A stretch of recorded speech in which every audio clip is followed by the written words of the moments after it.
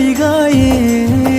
పెళ్లి చేసుకొని వేరే ఊరు వెళ్ళిపోతే నీ ప్రేమ తలుసుకొని చస్తూ బతుకుతున్ననమ్మా.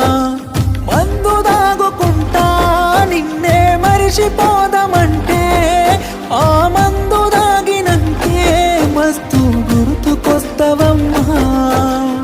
సీతారాములలాగే కలిసుందామనుకుంటే రాధాకృష్ణులలాగే విడిపోయామానే.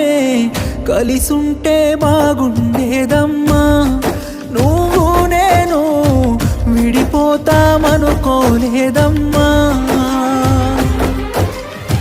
ప్రాణంగా ప్రేమించానమ్మా.